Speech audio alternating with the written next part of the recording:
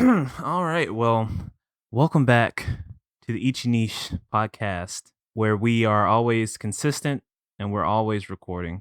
We always have something new to talk about. And actually, we're very early because what we were planning once a month. This is technically like 2 3 weeks. Definitely not I, 2 I guess weeks. It's been at least 3 Th- weeks. 3 weeks. Hey, it's still a record. It's still a record of consistency. Um, I promise, man. Just when I was working on that site page, I was like, gosh, I'm horrible. Like the hop of just 2 years, which technically we recorded the one in 2021, but that one may or may not go up. I'll see. But yeah, this is a little special one as we are going to talk about the convention we just went to I guess 2 weeks ago, or has it been 2 weeks? No, it's been a week. Sorry, a week ago. CamiCon. 2 weeks. No, So no, it's been a week. Yeah. yeah, it's just been a week. Yeah, I was like, wait a minute. It feels like 2 weeks because I feel like it was on the like single digits of February, but it was technically like what, the 9th through the 11th, I believe, something like that. 10 to 12. 10 to 12. Okay, yeah, close enough. But yeah, just a little background on CamiCon. CamiCon is, I don't know if it's the biggest convention in Alabama, anime convention in Alabama, I but it's think it is, definitely a yeah. pretty large. Yeah, it's a pretty large anime convention for Alabama. They've been hosting it every year since, oof, I forget the original date. They have it on their website, but they've been hosting it for a while. I've actually gone probably 3 or 4 times, although for the past 2 3 years I haven't been. So this was my first time in a while. For you, this is your second time going ever. You went last year. Yeah. And just a short overview. It was pretty good, but we'll dig into it here in a second. But I'll actually a question. So what's your general thoughts on CamiCon? I guess from last year and this year, as a convention, how do you feel about it? I guess. It's definitely a lot better prepared and streamlined compared to last year. They even went all out and got like hard ID cards and badges. Like, hey, that's pretty nice. Versus last year, it Man, was just printed paper on some plastic card holders. that's an excellent point because when I got my like physical actual badge this year, I was like, oh my gosh, like what did they have upgraded? I'm used to like the little flimsy paper that they used to give us back in the day. And yeah, no, the badge itself was just a nice upgrade. Because that, like you said, that was an upgrade from the previous year, right? And Yep. really, I would say the previous year probably was greatly affected by COVID, just as, a lot of other things were. Well, I guess it was on the outskirts of, the pandemic, but I mean, it's always held in February, so like it was still somewhat within that COVID timeline. But yeah, anything else that sort of sticks out to you about the convention before we sort of talk about what we were up to? It was probably twice, 2 to 3 times bigger this year, I'd say. And all the got some pretty big name industry voice actors and stuff. For some reason, there's a lot of Nickelodeon people there, like the guy who Very, plays Squidward, very right? many. The arcade was bigger, nicer. They brought back the machines. I don't know how they did because it's a whole different company from the year before. Last year was a pretty small offering. And the land center was pretty impressive. They got like 40, 50 PCs there, bunch of consoles. Yeah, But it was arcade's always pretty nice. Definitely I feel like the LAN setup was pretty newish, but yeah, I was looking at all of those PCs for all of that stuff. I was like, man, they really get the whole setup in here. And yeah, the machines were really varied and nice as well. Again, we'll go into more detail when we talk about the specifics of the trip, but I hate I didn't play on the Marvel 2 machine, but just the fact that it existed was really nice. And it was an actual Marvel 2 cab, which, fun fact, there's not like an official Marvel 2 cab. A lot of the times they would have a custom setup for Marvel 2 and just would design around that. There was no uniform like cabinet, say like the Neo Geo cabinet had. But anyways, yeah, arcade was nice. And the general just layout was nice. Definitely changed a lot because from my perspective, I know you said it was bigger than last year. It was the size, at least, of the crowd and such seemed about the same or a little smaller than some of the previous years, but at the same time, like the utilization of the space seemed like it conformed to a much larger crowd. That could also be because of the time that I showed up because I got there around like what 3 like 2:40 ish that around that time. So folks could have petered out a little bit since it was past lunch and that time period. Oh, that's when all But the no, wait, that's Saturday, never mind. yeah, that was Saturday. Which I hate it couldn't go Friday. And actually, since we're on that point, I will go ahead and start transitioning into some of our personal events over there. I really hate I missed Friday specifically because of the one table, and I forget who the vendor was, but there was the one table where they had 50% off all of their anime, so all Blu-rays, all DVDs, as long as you had cash. And I looked at their tables Saturday, and they had so many good titles, so many fantastic potential deals that were missed because I was not able to get there on Friday. You should have come with I'm still us. salty.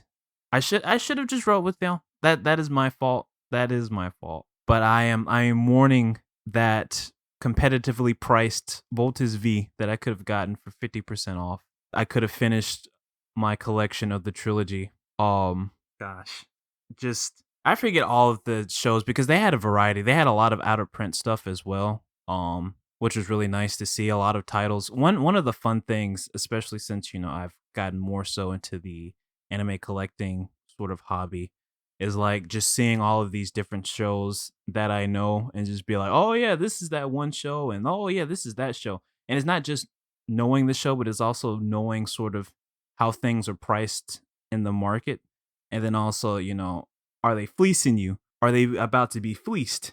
It's that little fun like treasure hunt aspect of it. That sort of changed the dynamic of this trip for me than from previous years. Because the previous years I was very not knowledgeable. I wasn't collecting anime like I have been in recent years. So, I sort of knew the shows that I liked, but I didn't know as much as I know now. And yeah, that table was a gold mine. But at the prices, at the non 50% off prices, it was normal market rate for a lot of them. So I couldn't really justify, getting them.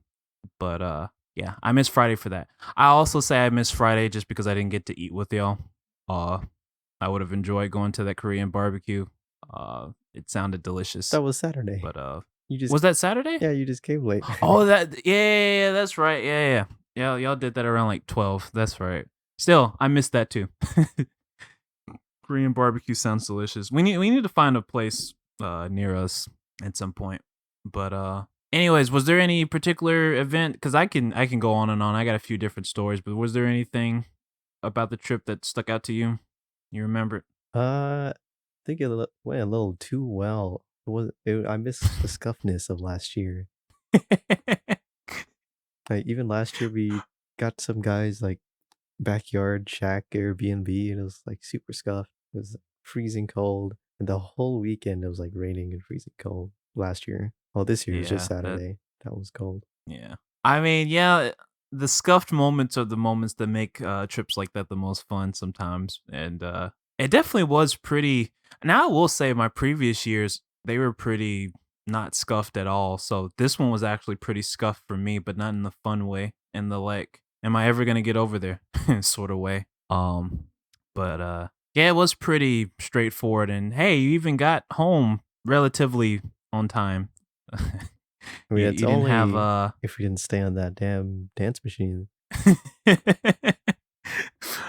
our Uh, boy is very very well skilled at DDR and similar style games, and he definitely gets his money's worth on the DDR machine. So I he mean, held you up like what to like 11 last time I believe, like y'all were there till like 11 p.m.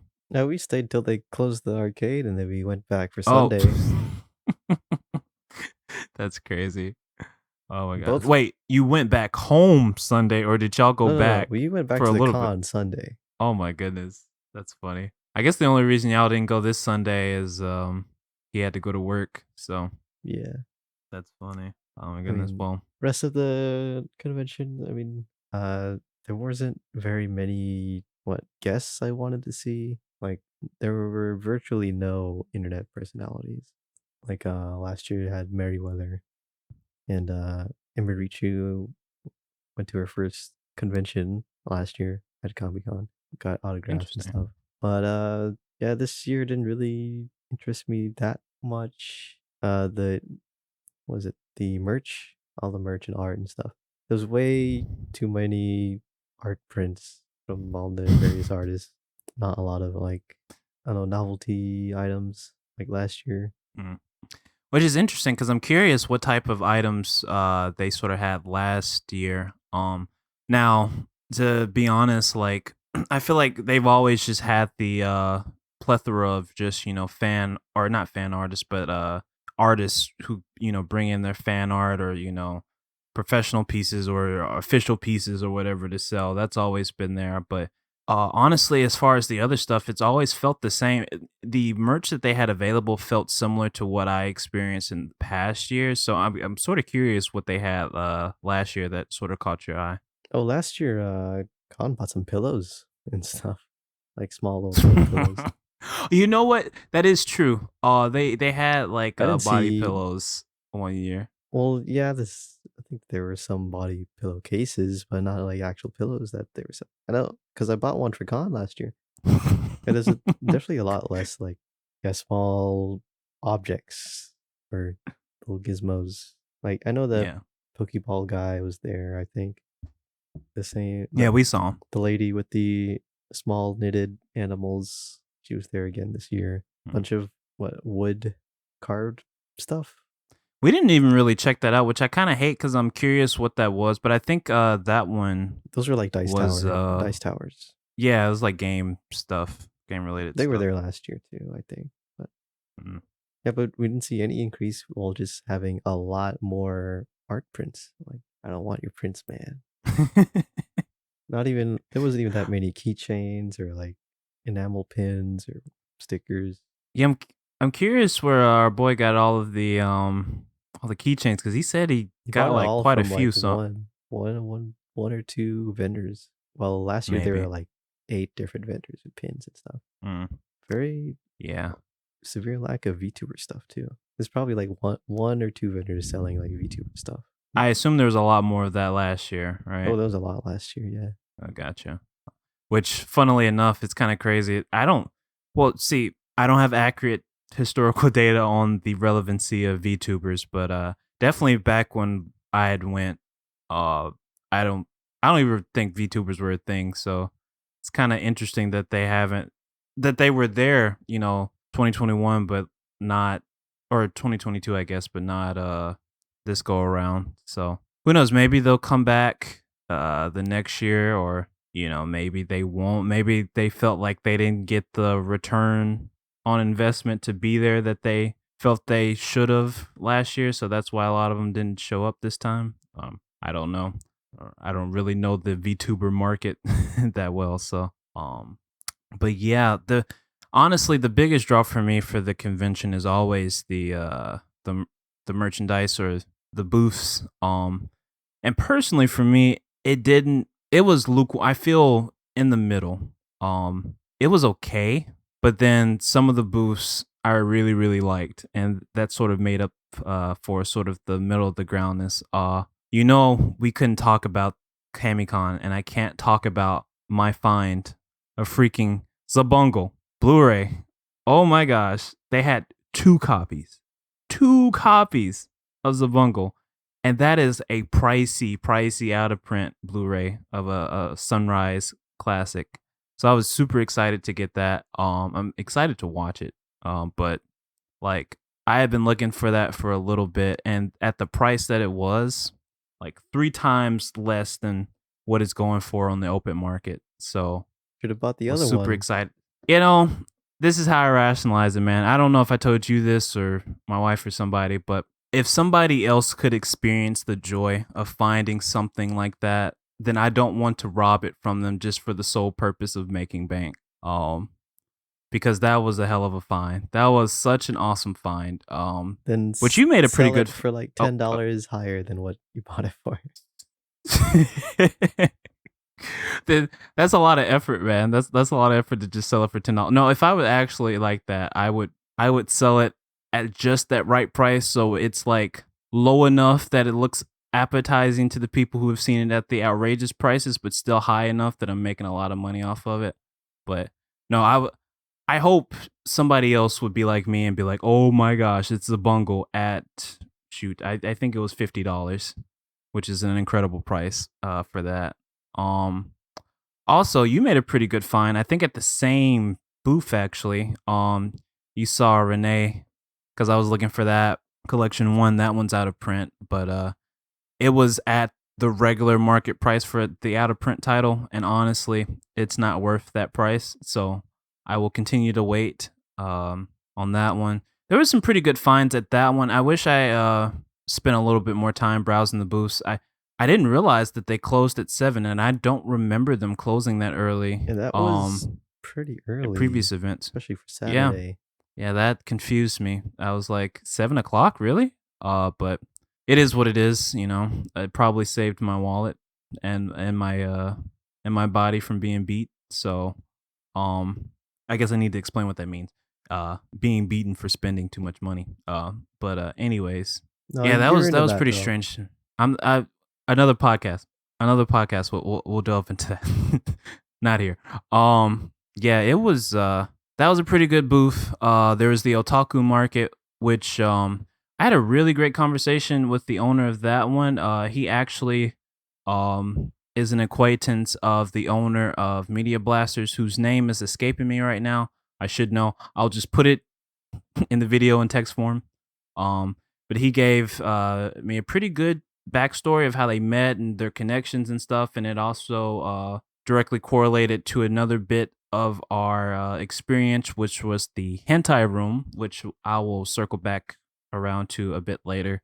But that was a good booth. Of course, there was the aforementioned DVD Blu-ray booth that would have been the best booth of the event if they had still done the 50% off on Saturday. Still torn up about that, but what are you gonna do? And there was also a surprise one that we sort of found. It had a bunch of books, and man, that was the most organized set of manga I've ever seen in my life. Like just boxes and boxes of loose volumes of manga, which I actually found a pretty good find. I mean, it wasn't like the greatest price in the world, but for the condition and the price and just seeing it in the wild, it was pretty good. Hold on, let me grab it. Where'd you go? Oh, you're right there. Yes, Genshiken: Return of the Otaku, which is actually a original spin-off light novel that utilizes the characters of Genshiken, but is a completely original story with different sort of themings and stuff like that. I've seen reviews for it, and actually, it seems like people are really mixed. They're like, "This isn't Genshiken at all. What is this?" But I'm still pretty stoked to finally read it. It's published by the now defunct Del Rey, or maybe they were absorbed by Katakawa. I'm not 100% sure on that, but yeah, that was a good find. And then I think there was one more table. Oh yes, it was the table with the it just had a bunch of different imported magazines and art books and such. I picked up a book from there just on a whim.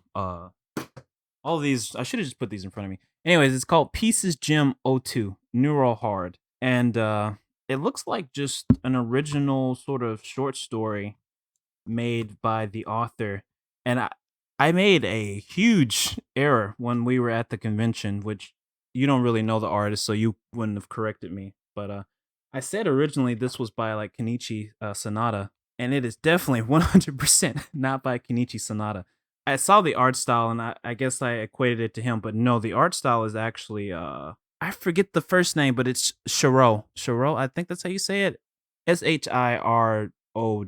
But Shiro? the mind Shiro maybe, yeah. But the mind behind Ghost in the Shell and the greatest anime of all time. I was about to say Gunbuster. No, it's Gun. Gosh, what is that? Gun Barrel? Gosh, I'm gonna get it flamed. for forgetting what that anime is. It's not that great, No but one watches this thing. regardless, yes, yes, they might. I mean, once we get famous, they're gonna go back and they're gonna dig through this and they're gonna be like, "What the hell are they talking about? What are they rambling about?"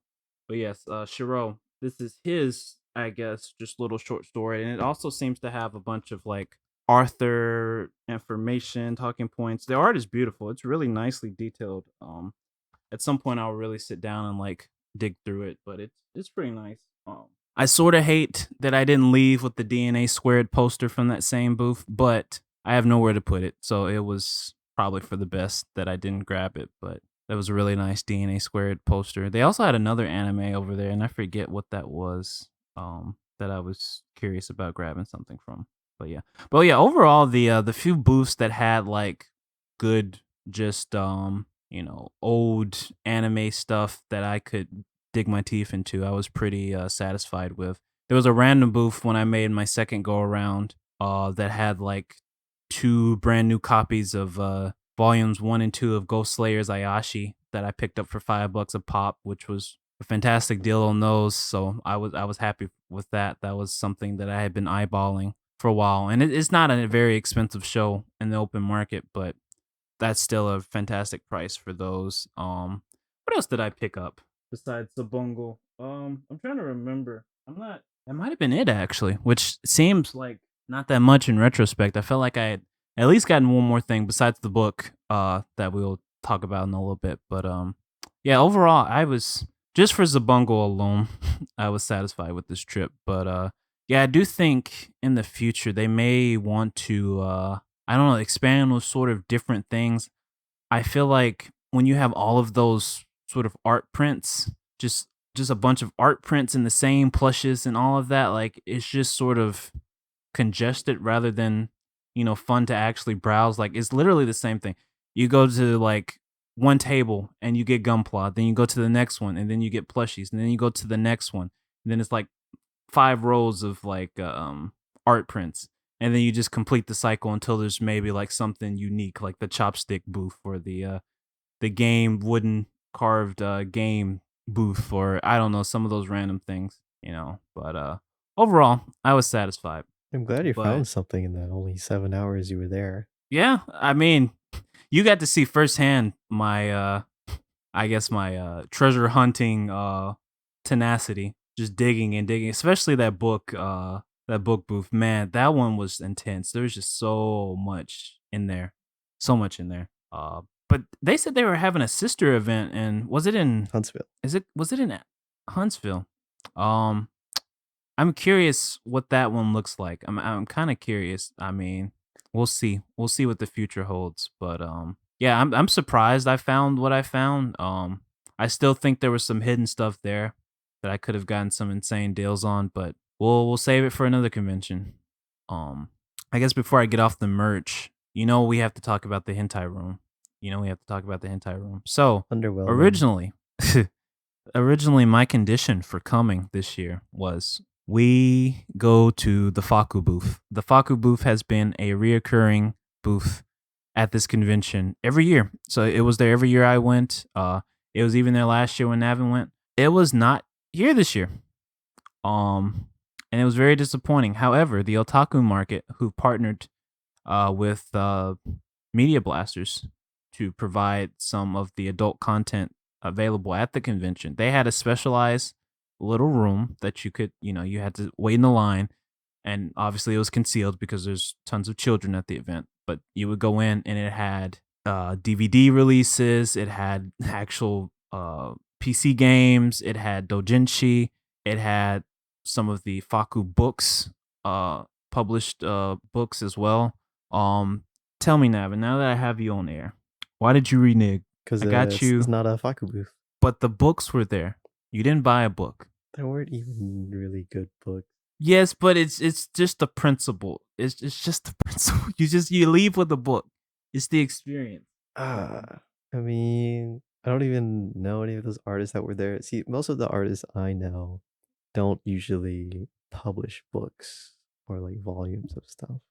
It doesn't matter. You don't just buy from the artist. Look, I didn't look for a specific artist. I just looked at the cover and I was like, all right, I'll take a chance. I don't even know any of the artists. It's probably a good thing. What? But yeah, I just look at the books and I'm like, okay, let's see what this is about. I mean, that would have essentially been what you were doing with the Dojinshi if you would have grabbed one of those, which I was What? surprised at Seasonal how much booty? those were upcharged.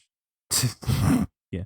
I was kind of surprised at how much those were upcharged, especially when you had the nice collected Faku books that were only like 20 a pop, which is what they the MSRP for those, but like the Dojinshi, which were much less, they were a little bit higher than those books. It's kind of crazy to me.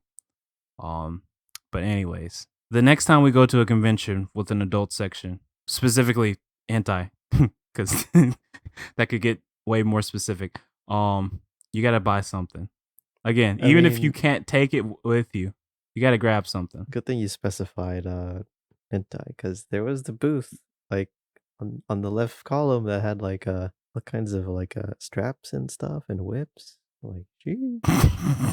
He's lying, but No, I am not but lying. It was there. They had all kinds of like saddles and bridles and stuff. And you said they hid that stuff for because there's children around. Nah, there's no use in hiding that. There's plenty of yeah, booths the just close hanging around. right, yes.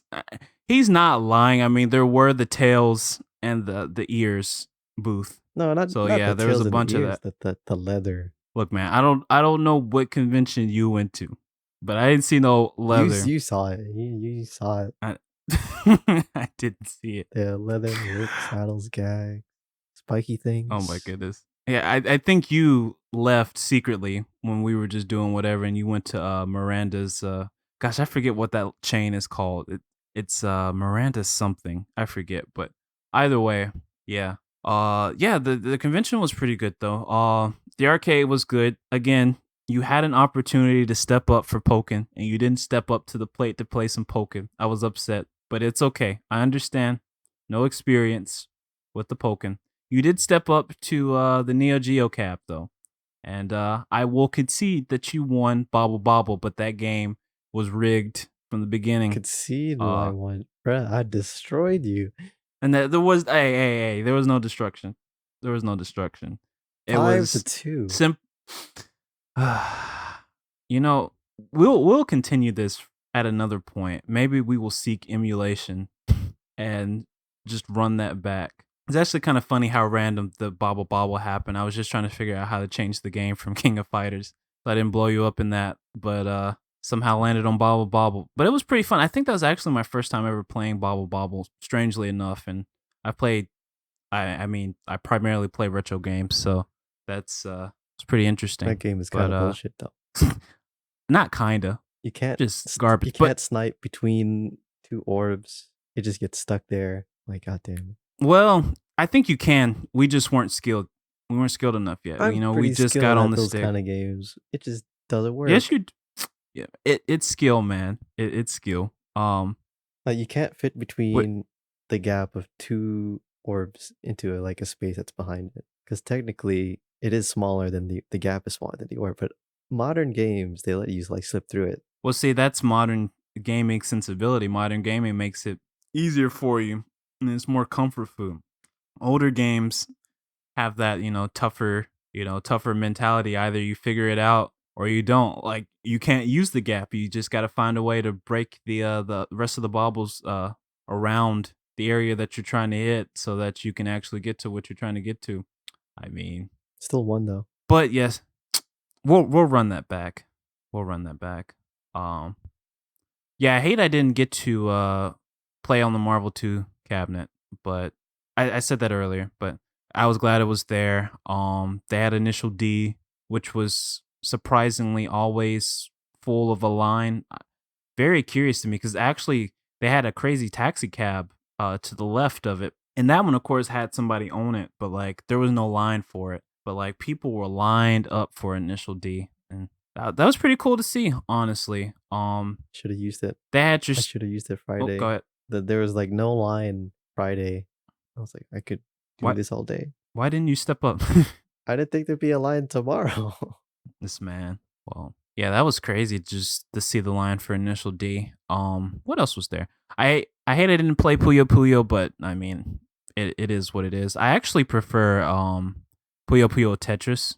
Um, they had that the last year that I went, and I played that with a bunch of people, four way on the machine. That was pretty fun. I actually played against a really good Puyo Puyo player, playing that way. And I actually held my own a little bit, but because I was playing Tetris, I'm much better at Tetris than I am at Puyo Puyo. But yeah, the machines there were pretty varied. You know, you had your standard arcade trappings. Of course, you had your DDR stuff, and then, like we mentioned earlier, you had the dedicated gaming setup. So they had all sorts of fighting games. They had Guilty Gear. They had Melty Blood. I'm sure they had Dragon Ball Fighters. They had Smash Brothers. And then I'm not sure what they were playing on the PCs. I assume that was like Counter Strike or something like that. I'm not totally sure. But yeah, the arcade was pretty good, pretty good.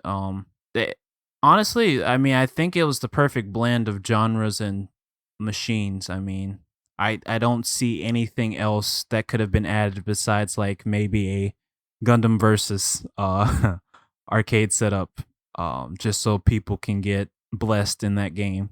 But that's about it. One thing I hate we kind of missed because I had just gotten there so late. Was the wrestling. I might have actually wanted Oh, to watch oh the my wrestling god.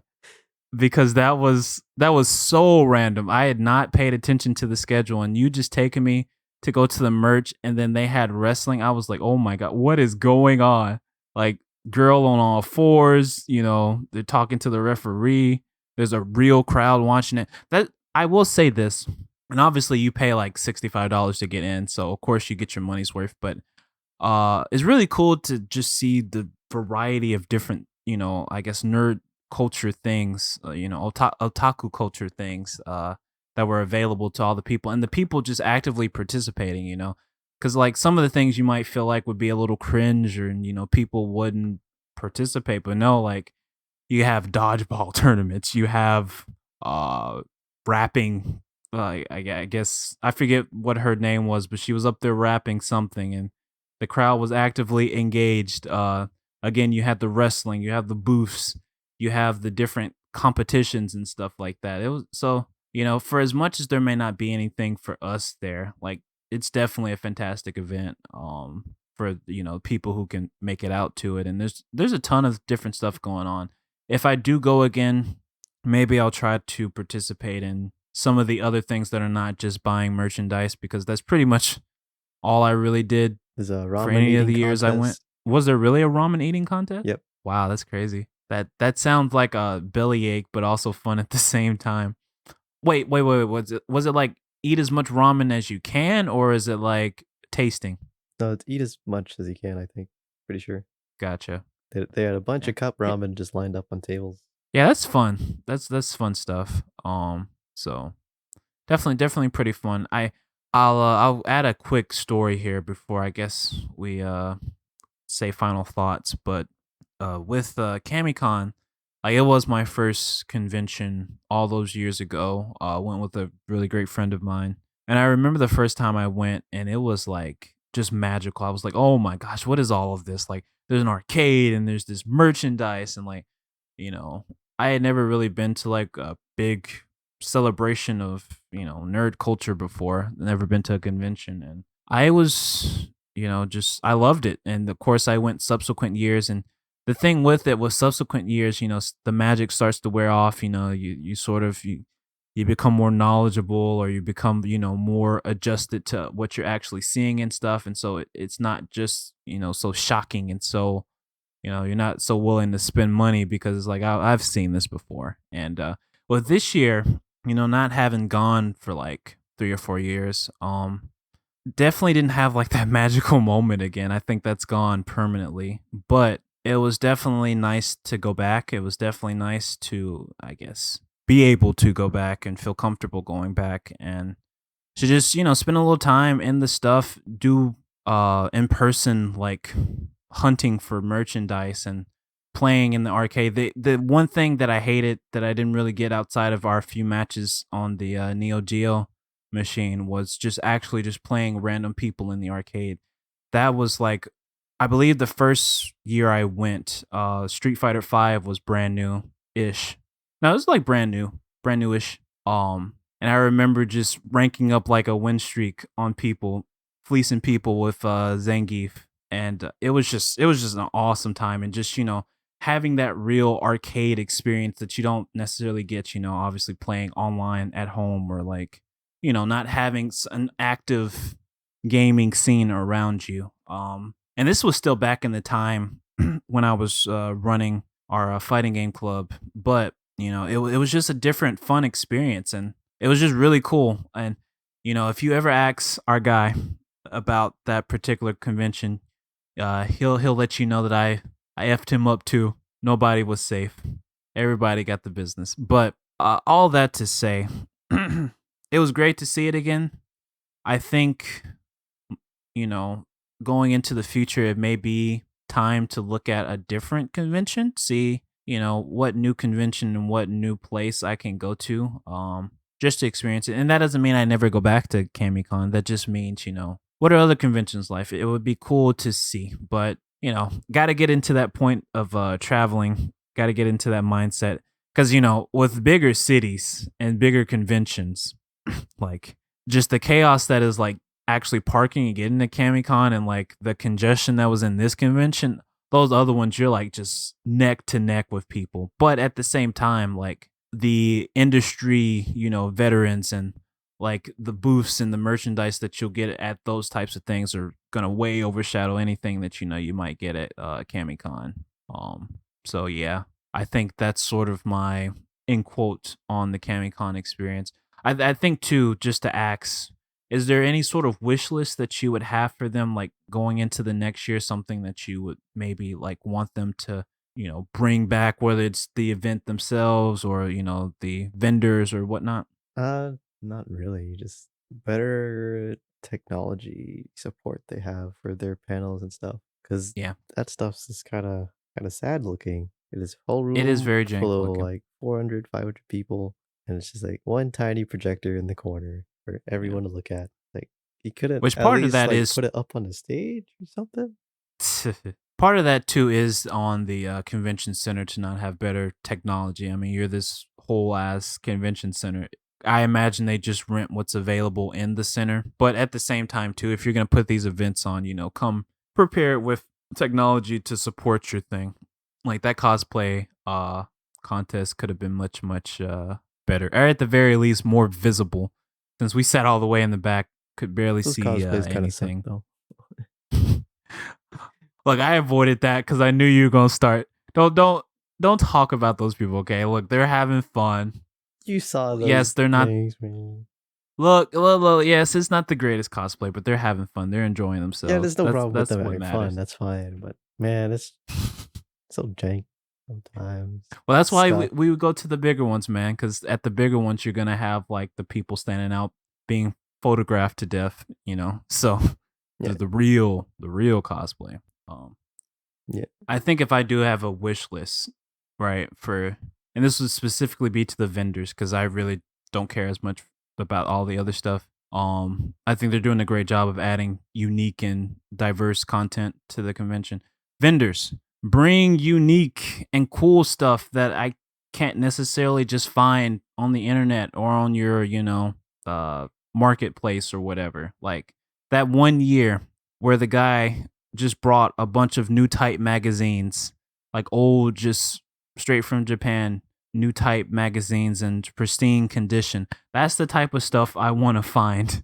Like that's the type of stuff I'm looking for. I want to find like stuff that, I don't necessarily know about, or like I see it and I'm like, "Oh my gosh." And it doesn't have to be old stuff. Like that one booth that did have the imported books. There was a mixture. It was honestly, it was like early to mid 2000s anime, which is fine. Like, but you can also use new stuff, like bring stuff from Japan or maybe even other countries that, again, is fun to sort of just look at that will, educate the newer crowd, tickle my arthritis laden bones of the boomer generation that I'm from, just that sort of stuff. But it was fun. It was fun hanging out. It was fun being with y'all this year. We need to make plans for another trip to somewhere else maybe. Comiket. But You heard it here first. hmm, We're going come to Comiket. where is that located? Tokyo. Ha! Oh, come. Comic Yeah, market. yeah, yeah, Yeah. yeah. Yeah, no, I don't know about Comic Cat just yet. You know what? One year that Eventually. can be a Yeah. bucket. That'll be a bucket list item, but I definitely not this We'll year. When have is a Comic Cat even show. held? It's twice a year. Once in the summer, once in the Twice a winter. year. Gotcha. The winter is usually like on New Year's Eve that weekend. That'd be super fun, but just super stressful as well. But also super fun. We're gonna record Uh, an episode there. well, I mean, if we did that, like, I would vlog. I would just personally bring my Yeah, special edition, camera special setup. episode. Yeah, I would definitely vlog that. That would be super fun. You know, one thing that's another thing I forgot. Wish listing, Dojinshi.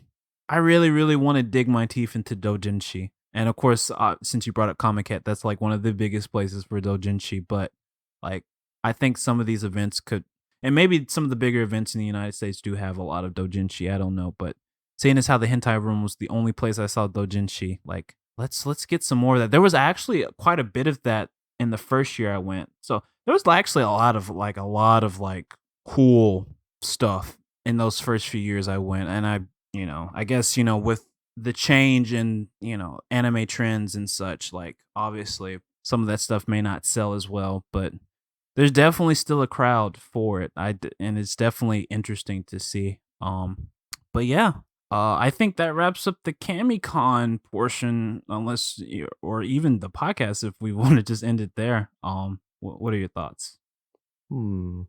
You did list a bunch of other things you wanted to talk about. Yeah, which I don't know if we do it in a general purpose. I guess I can talk about it real quick. I guess we can Or is cut this this like bit, but a mini episode? yeah, I can talk about it really quick.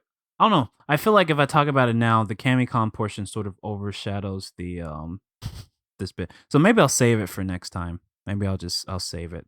Um, but yes, the convention was fun. I think there's really not much else to say about it. I don't think. I didn't buy Let us anything this year. participate in the wrestling. Man, This man said, I wouldn't call that wrestling. But you didn't watch it though, so you I don't saw know. some of You it. don't know. Like there's like that one girl just keeps crawling around on all fours. Like, why? What are you doing? That was like 4 or 5 seconds, man. No, We did. she was We doing that the whole time, and the other girls like standing there hissing at her. Like, what? that is wrestling. That is wrestling in a nutshell. Yeah, you didn't buy anything. Which is, I mean, I didn't even get any there's nothing that autographs caught your or eye. stuff. Yeah. I mean, I almost got that Macross model, but it was, man, Which one though? Because there was two of them. it was the Macross. Well, they're both Macross Plus or Macross, Oh, but I forgot the name of it. But I kind of hate I didn't talk to the older guy a little bit more. The one that was like super knowledgeable, who like knew his like I don't know anything about Macross, so I couldn't match his energy. He was talking to me and not you. And I wish there was something I could like speak with him about on the anime. Because now that you want to talk about the boomer generation of no anime, that guy has been watching and reading for a while, and that would have been some great conversation right there. Who knows? Maybe our paths will cross again one day. He won't remember me, but I will remember him. Um, yeah, it was. I mean, the merch just wasn't hidden, and I mean, I can't blame you for not buying anything. Honestly, I kind of just bought some things that just really caught my eye, but it wasn't just anything necessarily that was just like awesome outside of the Zabungle Blu-ray that I found. and that booth was like the only Gunpla booth in the whole thing. Last year there were like 3 or 4 Gunpla booths. Wait, no, there was like Yeah, three or there's four. figure shops, yeah, that had Gunpla, but last year there were at least 3 fully dedicated Gunpla stands. That's true. Which actually, I'll be honest, after the fact, I kind of felt a little bad because now this will be a little biased, but it was a black owned Gunpla booth, which was kind of crazy. I didn't pay attention to that. I totally would have picked up the Master Gundam Gunpla if I had known that. Because I gotta support, I gotta support black owned businesses, especially black owned nerd Gunpla. That's such a niche that I've never thought of, like at all. But that master, I've been looking at a master Gunpla for a while. Maybe I will get one at some point, but I'm just not a big model kit guy. Like, sure, I could find spots for it, but like, mm. Although I know the fun for model kits like that like putting it together, not necessarily displaying it. But And if they had any any other Macross models, probably would have gotten it. but you can't really blame them though. I mean, They Macross had is a just not. total of 3, and they're only 2 different models. Yeah, but again, Macross isn't that popular. I mean, in the Man, United States, primarily because man, of Harmony they got Gold. Robotech. But They didn't have it I at least mean, from the first original series. sure, but I mean, arguably, Robotech is sort of old hat. Like, it's definitely not something that's talked about a lot in the current, anime landscape.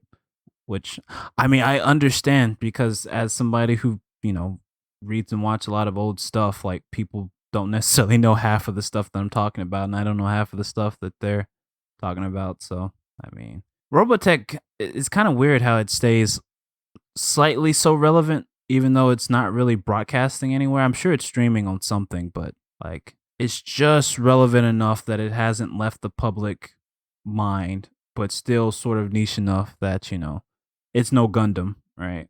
At least to the West, Man, but only like this past week, I think I'm pretty sure it was this past week. Macross had like a 40th anniversary concert like under Tokyo Tower with like a huge audience there. And like, where's that? Bring that here. well, hopefully with the releases of everything that's not the original Macross and Forever Your Love. Hopefully that'll generate some good traction in the the U.S. market, and maybe we will start getting more of that. It's been like 2 years since that Which agreement. it hasn't been 2 years; it's been like a year. I believe that was last year It when was all that stuff March dropped. of something. It was last year. I mean, we're probably getting on a year, but obviously those license things take Yeah, time. it Like was April hammering on. 2021 when Was they, it really April 2021? yep, Big West Studio Nue and What? Harmony Gold announced April 2021. Damn, though. Never mind. They have been working on that for a while, but And I haven't seen a damn thing. I mean that makes sense. I mean, what was it? Nozomi is one of the people working on that. Right Stuff's production company, and they had a Kickstarter maybe 2-3 years ago, and for Dirty Pair, and we're still waiting to see those Blu-rays manifest. Of course, their acquisition are being acquired by Sony slash Crunchyroll. Probably, has changed a few things, but I think that's still being produced and stuff. What I find interesting though is even though they're working on those licenses, they're putting out Zetsubo Sensei season 2, which that's one of those types of shows where like the translation work is like incredibly demanding and like takes a lot of time. So I'm curious what their schedule is. I'm wondering what is going on with the I guess production of those Macross releases, but we'll get them eventually. There's no way they hype that up and then they're just gonna quietly let it fall under the rug. You know, if something was going on, we probably would have known about it by now. So I guess they're just quietly trucking away on it. Both of those companies. So we'll see it. You have to give us an ending. So go ahead, I got, give it your best shot. man, I got nothing this time. This You got nothing. none. There's no like super cool cringe trend that has swept the internet in the past week or so. Gotcha. Well, Unless it's you get some AI to type something up for you. get some AI. Well, I'll just end with my traditional end quote. You be thinking about yours for the next video. Anyways, Aniplex sucks, guys. Take care.